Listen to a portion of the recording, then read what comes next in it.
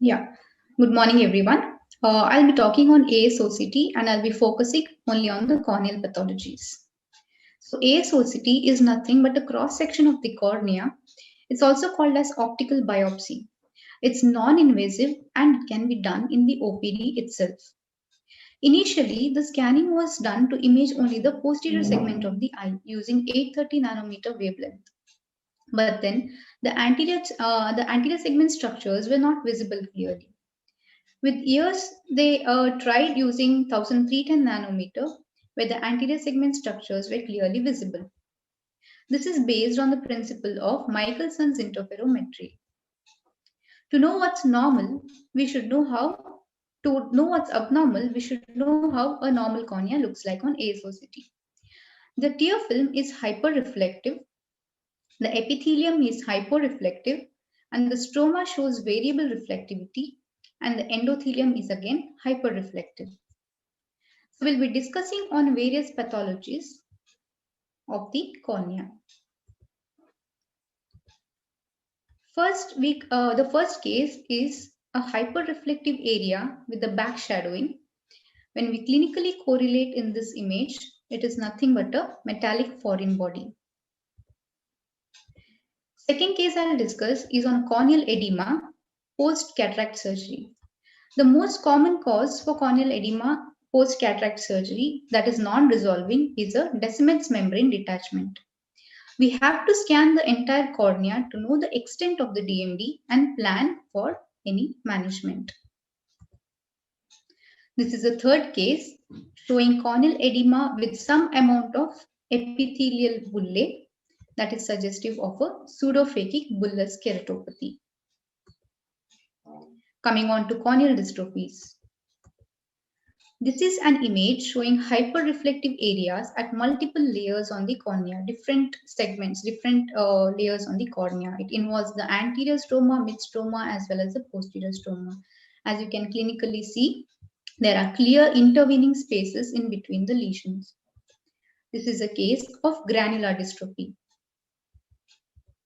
Next case, we have a very thick edematous cornea with epithelial hyperreflectivity and hypertrophy of the epithelium, with duplication of the Descemet's membrane and irregular posterior surface.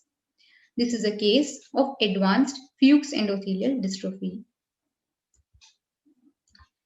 Next, we have a subepithelial and epithelial hyperreflectivity with localized elevation.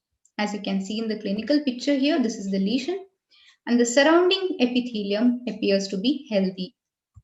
This is Salzmann nodular degeneration. In this picture, you can see a hyperreflective band at the layer of Bowman's membrane. So this is nothing but calcium deposits at that level. As you can see in the clinical image, this is an early band-shaped keratopathy.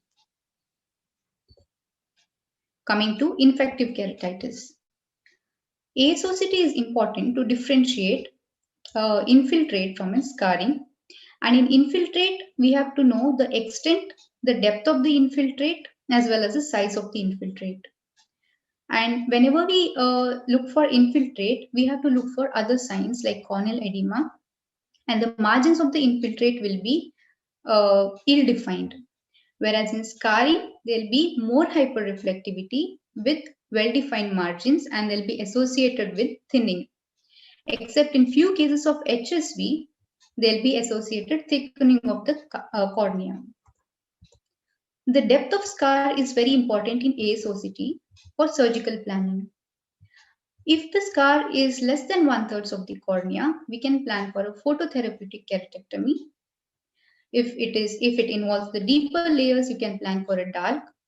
And if it involves the full thickness cornea, you can plan for a penetrating keratoplasty.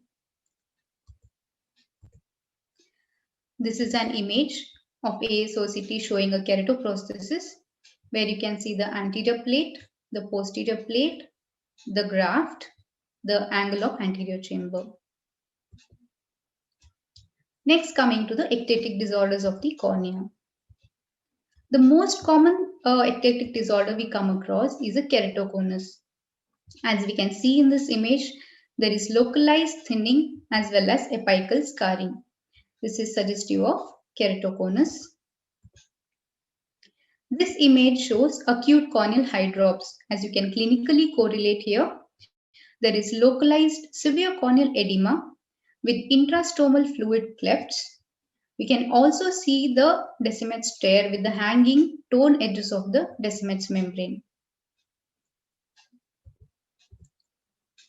Next case we have is an ASOCT picture of intacs. Here we have to look for the cross section. In intacs, the cross section is hexagonal, whereas in Kera ring, the cross section is triangular. So this is how you differentiate between the two rings.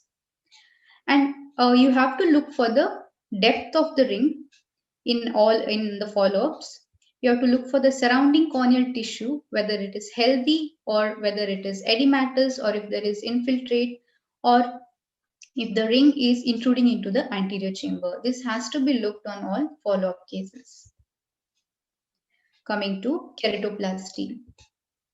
In penetrating keratoplasty, the things that you have to look for is the graft-host junction, if there is any overriding, and the important thing that you have to look for here is Descemet's to Descemet's apposition and the overall health of the graft.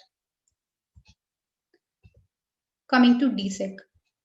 In DSEC, you have to look for the graft health. In DSEC, the graft is thin in the center, thicker in the periphery, and you can see this projection into the anterior chamber. This is how the graft looks like.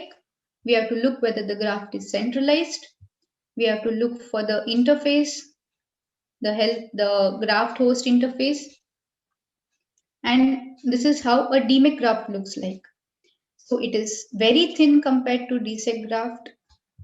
There is the posterior surface is more or less like regular. In this image, we can see a dislocated DMEC graft, which is in the anterior chamber. This is how it looks like.